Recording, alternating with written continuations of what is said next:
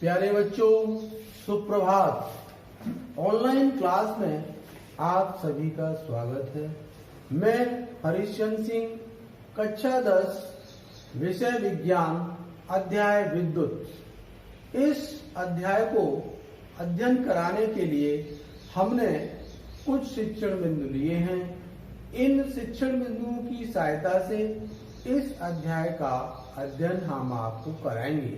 इससे पूर्व की कक्षा में हमने कुछ शिक्षण बिंदुओं की सहायता से आपको इस अध्याय का अध्ययन कराया था, जिनमें विद्युत धारा क्या होती है, आवेश क्या होता है, प्रतिरोध क्या होता है, बैटरी क्या होती है एवं उनके प्रतीक चिन्हों के माध्यम से हमने आपको अवगत कराया था। उसी के क्रम में आज हमने कुछ शिक्षण बिंदु लिए हैं। इन शिक्षण बिंदुओं की सहायता से हम इस अध्याय की शुरुआत करेंगे। उनमें प्रथम शिक्षण बिंदु है विद्युत विभव। विद्युत विभव किसे कहते हैं? विभवांतर क्या है? ओम का नियम, प्रतिरोधकों का संयोजन जिसका श्रेणी क्रम में समायोजन, श्रेणी क्रम में सूत्र स्थापित करेंगे। इस प्रकार से हम इन शिक्षण बिंदुओं की सहायता से इस अध्याय की शुरुआत करेंगे।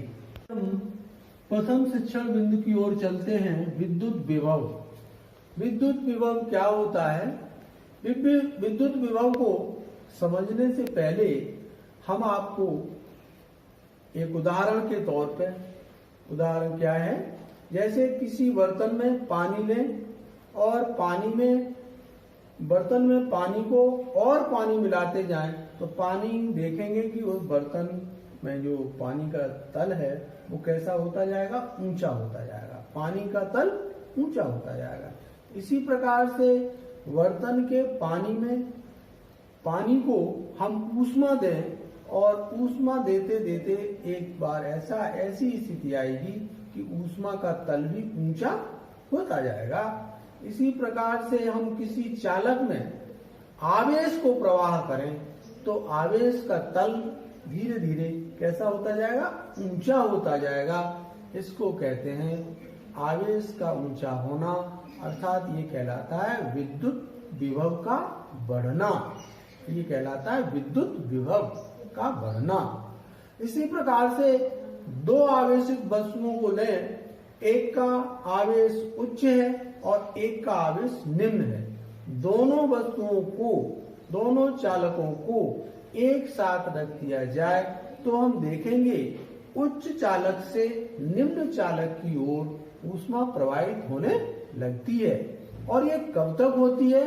ये तब तक होती रहती है जब तक कि दोनों की ऊष्मा कैसी हो जाए? बराबर न हो जाए, तो तब तक होती रहती है। इसी प्रकार से दो बर्तन पानी लें और उनमें एक पाइप लगा दें और पाइप एक बर्तन से दूसरे बर्तन में रख दें तो आप देखेंगे जो उच्च तल वाला बर्तन है उससे पानी निम्न तल वाले बर्तन की ओर जाता है। ये हमने इसको समझाने की कोशिश की है। अब इसकी परिभाषा किस तरह से लिखते हैं? विद्युत विभव एकांक धनावेश को अनंत से किसी बिंदु तक लाने में किया गया कार्य उस बिंदु पर विभव की माप है। उसी को विभव भी कहते हैं। एकांक आवेश, मान लीजिएगा ये है हमारा कोई बिंदु A और ये हमारा बहुत दूर बिंदु है B। इस पर आवेश की मात्रा है और वो कैसी है? Q। आवेश की मात्रा A पर कैसी है? Q मात्रा है। और यहां से Q की मात्रा यहां तक जब किसी वस्तु को लाया जाएगा तो इसके द्वारा क्या होगा? कार्य होगा। किसी चीज को स्थानांतरित किया जाएगा, एक स्थान से दूसरे स्थान पर लाया जाएगा तो उसके बीच में स्वाभाविक है, आप जानते हैं कि कार्य होगा। तो कार्य जो होगा वो यहां तक आने में उसको कहते हैं विभव। क्या कहते हैं? विद्युत विभव। अर्थात विभव को हम V के द्वारा प्रदर्शित कर दें। किसके द्वारा? V के द्वारा प्रदर्शित कर दें तो एकांक आवेश Q है और उसके द्वारा किया गया कार्य W है, तो इसके लिए सूत्र का निगमन है V = W/Q बराबर क्या होगा, W/Q। अच्छा, W का मात्रक आप जानते हैं, W का मात्रक क्या होता है, जूल होता है, ठीक है, जूल। आवेश का मात्रक कूलाम होता है, कूलाम, या इसको कहते हैं वोल्ट। इसका मात्रक हो गया विभव का मात्रक, विद्युत विभव का मात्रक क्या होगा, वोल्ट होगा। अब किसी कार्य का मान 1 जूल, W = 1 जूल, और उसमें आवेश 1 कूलाम हो, Q = 1 कूलाम हो, तो विभव कितना होगा, तो विभव होगा V = 1/1 = 1, और ये क्या होगा, वोल्ट। कूलाम होगा V = 1/1, अर्थात 1 जूल कार्य है और 1 वोल्ट कूलाम आवेश है, तो इसका मान 1 वोल्ट प्राप्त होता है। इस प्रकार से विद्युत विभव को हम ज्ञात कर सकते हैं। लगाएंगे, अगला बिंदु है विभवांतर, पोटेंशियल डिफरेंस। डिफरेंस का अंतर, दो बिंदु होते हैं, हमने दो बिंदु कोई ले लें, ए और बी कोई बिंदु ले लिए हमने, यहाँ पे परिपथ में, किसी परिपथ में ए और बी दो बिंदु ले लिए हैं। ये मेरा परिपथ है, ये बैटरी है, यहाँ पे ये बैटरी है और ये है कुंजी है। जब कुंजी लगाते हैं तो बैटरी से धारा प्रवाहित होने लगती है। दो बिंदु लिए हैं हमने, ए और बी। किसी परिपथ के दो बिंदुओं के बीच, दो बिंदु यानी ए और बी के बीच कितना, एकांक आवेश, 1 कूलाम का आवेश, 1 कूलाम का आवेश प्रवाहित करने पर इसके अंदर जो कार्य होगा वो कार्य विभवांतर कहलाएगा। परिभाषा, किसी परिपथ के दो बिंदुओं के बीच एकांक आवेश को प्रवाहित करने में किए गए कार्य को उन बिंदुओं के बीच विभवांतर कहते हैं। ये परिपथ है हमारा, ए बिंदु है, ये बी बिंदु है। ए, जब बैटरी में कुंजी लगाई जाती है तो धारा का प्रवाह इस प्रकार से होगा, इस तरह से, ये धारा का प्रवाह होगा ए से बी की ओर। तो ए से बी की ओर जब धारा का प्रवाह होगा, कितना होगा, 1 कूलाम लिखा है। बीच एकांक आवेश, 1 कूलाम आवेश प्रवाहित होता है, तो उनके बीच किया गया जो कार्य होगा वो क्या कहलाएगा, विभवांतर कहलाएगा।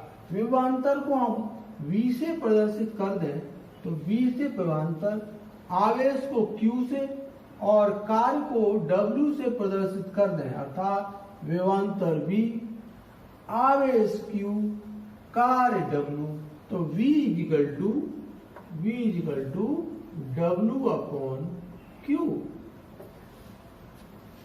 कार्य का मात्रक जूल होता है, आवेश का मात्रक कूलाम होता है, वोल्ट का मात्रक क्या होगा, विभवांतर का मात्रक क्या होगा, वोल्ट होगा। क्या होगा, वोल्ट, इसका मात्रक वोल्ट होगा। यह W का मान 1 है और Q का मान 1 है, तो V का मान कितना होगा, 1 वोल्ट होगा। यहाँ पे देखें, V = 1/1 = 1 वोल्ट। इसमें प्रश्न भी आते हैं, संख्यात्मक प्रश्न भी आते हैं, कि जैसे हमने W = 17 जूल ले लिया, कोई मान ले दिया है, प्रश्न है W = 17 जूल, Q = 5 कूलाम, कहता है विभवांतर का मान ज्ञात करो।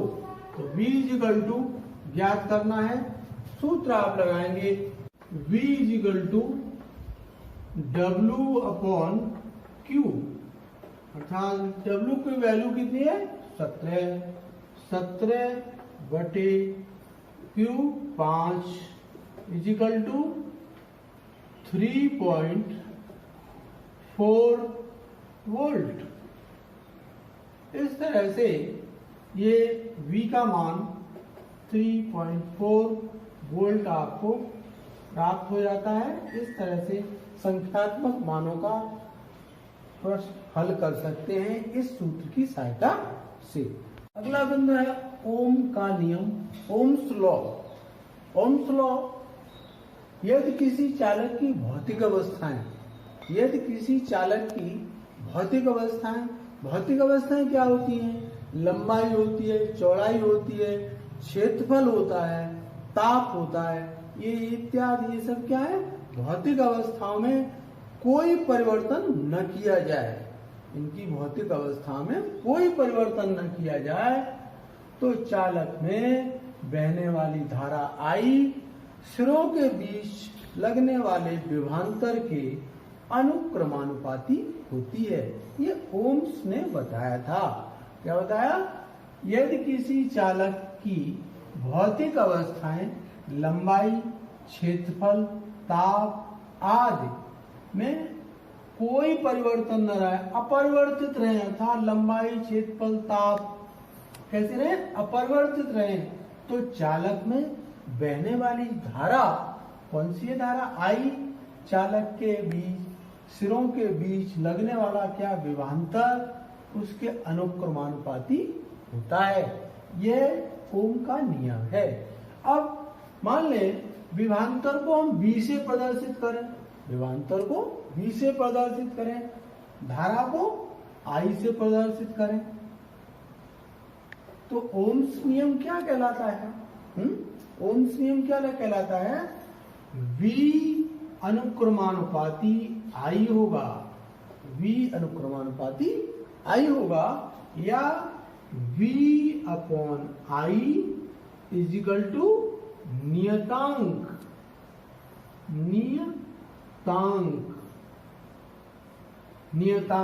या V upon I is equal to नियतांक को यहाँ रिप्लेस कर दें, ये होगा R, अर्थात V अपॉन I विभवांतर बट्टी धारा इजिकल टू, ये क्या कहलाता है? प्रतिरोध कहलाता है, प्रतिरोध ये कहलाता है। R क्या कहलाता है? प्रतिरोध, अर्थात ये आपका फॉर्मूला हुआ। प्रतिरोध क्या होता है? किसी परिपथ में आवेश के प्रवाह में रुकावट डालने का जो काम करता है उसका नाम है प्रतिरोध। और प्रतिरोध क्या है? प्रतिरोध का मात्रक ओम होता है। प्रतिरोध का मात्रक क्या होता है? R का मात्रक ओम, और इसका सिंबल होता है, चिन्ह होता है ये। हमने आपको प्रतिरोध का चिन्ह परिपथ में कैसे बनाते हैं उसको हमने आपको दर्शाया था। इस तरह से ये प्रतिरोध का सिंबल है, अर्थात इस पे लगा दें तो इस तरह से बन जाता है। तो V upon I is equal to नियतांक, V upon I is equal to R, या R क्या है? R एक प्रतिरोध है, प्रतिरोध का मात्रक ओम होता है। अब हमने इस ओम के नियम का ये सत्यापन है यहाँ पे, ये इसको सत्यापन के लिए हमने ये चित्र बनाया है, परिपथ बनाया है। ये परिपथ में ये प्रतिरोध तार है और इसको प्रतिरोध तार को वोल्ट मीटर से जोड़ दिया है हमने। वोल्ट मीटर, प्रतिरोध तार का जो प्रतिरोध है वो वोल्ट मीटर नापेगा। ये माइनस का सिरा है, ये प्लस का सिरा है। यहाँ अमीटर है, अमीटर विद्युत धारा की माप को बताएगा, विद्युत धारा को बताएगा। उसके बाद कुंजी लगी है, कुंजी को लगाते ही बैटरी के माध्यम से, बैटरी ये है और इस ये धारा नियंत्रक है, ये धारा नियंत्रक के द्वारा धारा को नियंत्रित किया जाएगा। इस प्रकार से जब हम कुंजी को यहाँ लगा देते हैं तो धारा परिपथ के अंदर प्रवाहित होने लगती है, अर्थात ये धारा प्रवाहित होने से ये आप देख रहे हैं, ये इसका निडिल अपने स्थान से विक्षेपित हो जाता है। यहाँ से धारा ये देखिए, ये धारा प्रवाहित हो रही है। तो यहाँ वोल्ट मीटर प्रतिरोध को नापेगा। इस तरह से हम आपको वोल्ट मीटर पहले दिखाते हैं कि वोल्ट मीटर कैसा होता है। वोल्ट मीटर की आकृति ये होती है। वोल्ट मीटर ये है आपका, ये इस तरह से, ये धन सिरा है जो हमने ये दिखाया है, और ये आपका ब्लैक कलर का ऋण सिरा होता है। इसमें है से है अमीटर, जिसमें विद्युत धारा प्रवाहित होगी, ये अमीटर है आपका।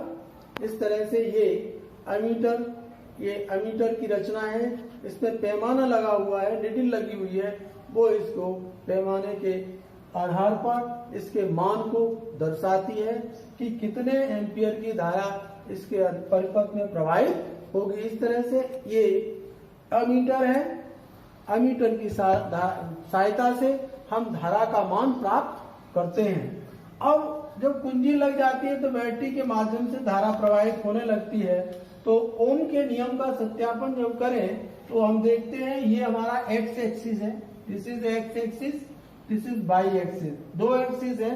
तो यहाँ पर विभवांतर वोल्ट में नापते हैं, ये विभवांतर है, यहाँ ये इसमें एम्पियर में धारा नापते हैं। तो हम देखते हैं कि वोल्ट का मान 0.4 है, तो धारा का मान 0.2 एम्पियर है। इस प्रकार से आगे रीडिंग लेते हैं, चार्ट बनाते हैं। उस चार्ट के आधार पर विभवांतर का मान 0.8 वोल्ट है, धारा का मान 0.4 एम्पियर है। इस तरह से हम और आगे बढ़ाते हैं, 0.12 वोल्ट और 0.6 एम्पियर की धारा प्रवाहित हो रही है। इस प्रकार से इसका सत्यापन जब करते हैं तो चार्ट में हम इनकी रीडिंग को ज्ञात करते हैं एम्पियर की, और एम्पियर के माध्यम से, वोल्ट मीटर के माध्यम से। तो ये हमने दिखाया कि इस तरह से एक सरल रेखा बन के आ रही है, ये ओम के नियम का सत्यापन करती है। ये अगले शिक्षण बिंदु प्रतिरोधों का संयोजन, और वो संयोजन हमने श्रेणी क्रम में लिया है, इन सीरीज में लिया है। सीरीज में प्रतिरोधों को जोड़ते हैं तो देखें यहाँ पे प्रतिरोध है हमारे पास ए बी सी और डी, ये 3 प्रतिरोध हैं जिनका मान है R1, R2 और R3। जोड़ने का क्रम देखिए, AB प्रतिरोध है वो BC से जुड़ा है, अर्थात AB का अंतिम भाग और BC के प्रथम भाग से जुड़ा होता है। AB का अंतिम भाग B है और BC का प्रारंभिक भाग B है, अर्थात AB का अंतिम भाग BC के प्रारंभिक भाग से जुड़ा है। BC किससे जुड़ा है? CD का प्रारंभिक भाग BC का अंतिम भाग, अर्थात इस तरह से ये क्रम जुड़ा हुआ है। इस प्रकार से हमने 3 प्रतिरोध लिए हैं, R1, R2 और R3। इन प्रतिरोधों को लिया है हमने। इसमें एक बैटरी होती है, बैटरी में जब कुंजी के सहायता से इसमें धारा प्रवाहित की जाती है तो प्रतिरोधों के बीच AB प्रतिरोध है, उनके बीच विभवांतर उत्पन्न हो जाता है। विभवांतर AB के बीच क्या होगा? विभवांतर होगा, विभवांतर उत्पन्न हो जाएगा, अर्थात AB के बीच विभवांतर का मान होगा, AB के बीच विभवांतर का मान होगा V1। प्रतिरोध का मान AB के बीच होगा R1 और विभवांतर का मान होगा AB के बीच V1। इसी प्रकार से BC के बीच प्रतिरोध का मान है R2 और BC विभवांतर का मान है V2। CD में प्रतिरोध का मान हमने दर्शाया है R3 और CD विभवांतर का मान है V3। इस प्रकार से बैटरी के माध्यम से इसमें विभवांतर के मान ज्ञात कर लेते हैं। जोड़ने का क्रम आपने समझ लिया।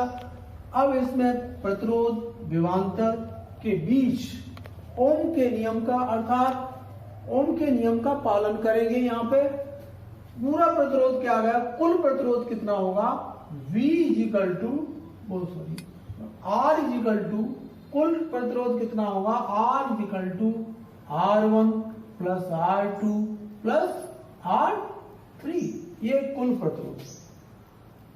प्रतिरोध का कुल मान R1 plus R2 plus R3। इसी प्रकार से कुल विभवांतर कितना होगा, V is equal to V1 plus V2 plus V3।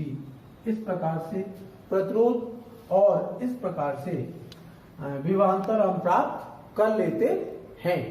ओम के नियम के अनुसार V1 is equal to I R1। AB के लिए, इसके लिए ओम का नियम के अनुसार V1 विभवांतर, विद्युत धारा और प्रतिरोध का गुणनफल। इसी प्रकार से V2 is equal to IR2। V3 के लिए V3 इजिकल टू IR3 प्राप्त होता है। V का मान हम ज्ञात कर सकते हैं, V is equal to V1 plus V2 plus V3। V1 plus V2 plus V3। यहाँ पे ओम के नियम के अनुसार V is equal to IR, Ohm का नियम। यहाँ पे V1 की वैल्यू रखें IR1 plus IR2 plus IR3। यहाँ कॉमन है I common, R1 plus R2 plus R3। I से IR कॉमन, I से I कैंसिल हो जाएगा। अतः A D के बीच प्रतिरोध होगा R is equal to R1 plus R2 plus R3। इस प्रकार से श्रेणी क्रम में समायोजन करने पर प्रतिरोध का मान R is equal to R1 plus R2 plus R3 प्राप्त होता है। R का अर्थ है प्रतिरोध, प्रतिरोध का मान, प्रतिरोध का मात्रक ओम होता है। इस प्रकार से हम इनके संख्यात्मक सवाल भी कर सकते हैं। इस प्रकार से एक छोटा सा क्वेश्चन आप देखेंगे। ये कोई प्रतिरोध तार है, इस प्रकार से ये इसका मान 2 ओम है। A B C D, इसका मान 2 ओम है, इसका मान 3 ओम है और इसका मान 4 ओम है। इस प्रकार से देखें कुल प्रतिरोध कितना प्राप्त हुआ, A to D, A से लेकर D तक कुल तुल्य प्रतिरोध कितना होगा। तुल्य प्रतिरोध, तुल्य प्रतिरोध R कितना होगा, R is equal to R1 plus R2 plus R3। R1 क्या है, ये R1 है, ये R2 है, ये R3 है। इस प्रकार से 2 प्लस 3 प्लस 4 इजिकल टू 9 ओम। इस A से लेकर D तक का तुल्य प्रतिरोध 9 ओम प्राप्त होता है। अब हम आपको आज का गृह कार्य देंगे। इसको आपने अच्छी तरह से अध्ययन किया है। गृह कार्य आपको देंगे। तो गृह कार्य में प्रश्न नंबर 1 आपने क्या क्या पढ़ा है आज? विद्युत विभव, विद्युत विभव किसे कहते हैं?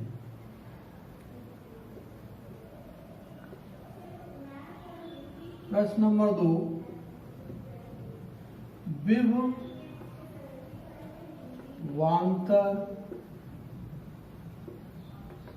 क्या है? विभवांतर क्या है? प्रश्न नंबर 3 ओम का नियम, ओम का नियम क्या है?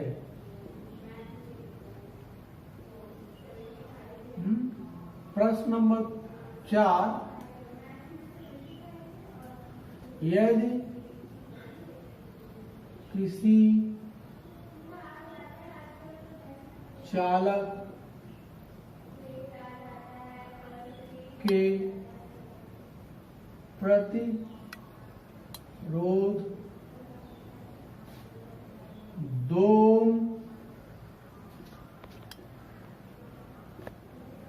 3 ओम तथा 4 ओम हो तो तुल्य प्रतिरोध ज्ञात करो।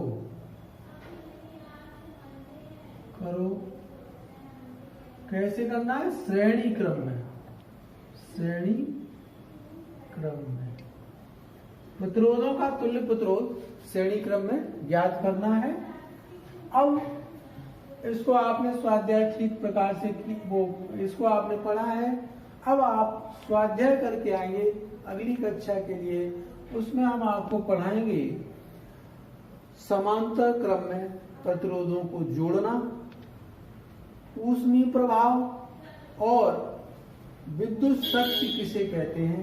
इस प्रकार से ये कुछ बिंदु हैं, इनको आप स्वाध्याय करके आएंगे जिससे आपको अच्छी तरह से समझ में आएगा। मुझे आशा है कि आज आपने अच्छी तरह से अध्ययन किया है। इन प्रश्नों का उत्तर आप अच्छी तरह से हल कर लेंगे। धन्यवाद।